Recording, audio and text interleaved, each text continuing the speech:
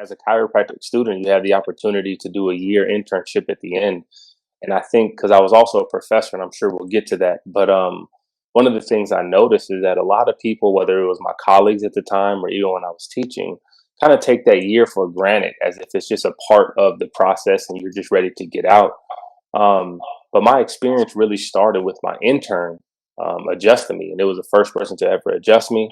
And I had profound results, so I don't want people to take that for granted. And that really made me consider looking and learning about chiropractic a little bit differently, that personal experience. And I got into it just because I wanted to help people perform better and heal faster. And that was just from an athletic perspective, having played college sports. And then I really realized it was bigger than that. And going through school, that's where I really started to dive deep. And of course, in chiropractic school, it was specifically in the chiropractic philosophy and understanding where this stuff came from and understanding some of the questions that we were asking to get to the answers and to the science that we did, and to the methods and assessment that we do to provide that artful chiropractic adjustment. But that takes time. And that's what my 3.5 year journey was all about, just kind of figuring out what chiropractic was, figuring out who I was, how I wanted to serve it. There was a lot of eye opening when it came to chiropractic politics and understanding the differences between schools and all this other stuff, because there was a lot of that turmoil while I was on campus. So that was kind of eye opening and interesting to see how people thought about chiropractic differently. But I mean, if this year's taught us nothing, we really do have to value perspective and understand everybody doesn't see the world out of the same lens you do. So it's very important to understand that in chiropractic also. Not everybody's going to understand the profession out of the same lens you do, but also when we're talking about the community, they're not going to see health out of the same lens we do. So that's why we have to dedicate ourselves.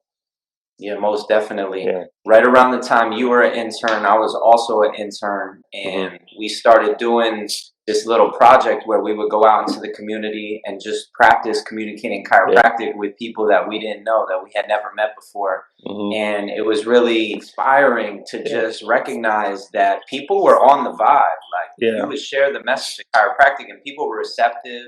They would show love. You were coming from a place of love when you were sharing it, because you were uncomfortable a little bit and you just wanted that sort of validation. But at the same time, you were also just like sharing a really profound message. So can you share a little bit about what it takes to become clear on chiropractic, and like that certain that we need as chiropractors in regards to like who we are as chiropractors and that identity? Because I think that both you and I, we went to chiropractic school. We had a completely different identity. I was also a college athlete.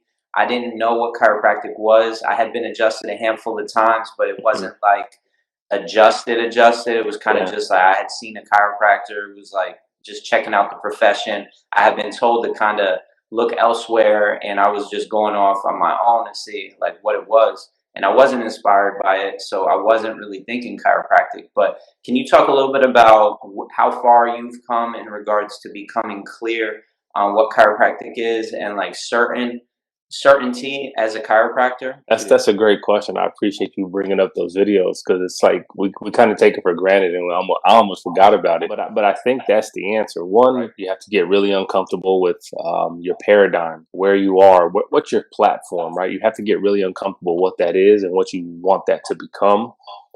Two is a level of curiosity. You mentioned those videos, and again, that's what it was. We were curious. We wanted to know what other people thought about health. We wanted to know what they thought about chiropractic. We wanted to know, again, simple questions like what controls your body? You know what I mean? So a genuine curiosity. So be willing to get uncomfortable, be curious, and last, I would say be vulnerable. Know that you don't know everything. Be willing to be wrong. Be willing to fail forward. So there's a lot of things that just bringing up those videos kind of brought up in regards to becoming clear, because I like how you use the word clear and you kind of wrapped it up with certainty. I want to make sure that we're clear, that there's a difference, right? Like being clear and clarity is a lot different than certainty. And if we're going to talk about certainty, we have to realize we're talking about the only thing that life isn't. You know what I mean? Like, so that's why I love the word clear, because clear is that vision. Clarity is like looking through that glass window. That is just clear. So I love the word clear. I would rather be clear than certain. You know what I mean? Mm-hmm. Clear doesn't argue. Clear doesn't have to prove that they're right. Mm-hmm. Clear is just it. It just is. So in Yeah. order to get clear, if I was to have a recipe, I would say, know you don't know. Be vulnerable. Stay curious. So Yes. Yeah, we're yeah. really trying to move the pre-Cairo students to this place of being like consciously incompetent, Hmm. realizing that they don't know, that they're not clear about chiropractic because Yeah. we knew how much it took, how much energy it took to really develop ourselves mentally to Yeah. this place where we had studied and been immersed in it, and then we'd also gone out into the community and connected with people about it, and then we really realized who we were. We were like, wow, okay. So I see myself as this way when I'm around fellow chiropractors, but I also see myself this other way when I'm just vibing with somebody who's completely unfamiliar and is just basically somebody I want to rap with. So Yeah. can you speak a little bit about that transition process of what it's like from going to this chiropractic student mindset into this professional mindset? Hmm.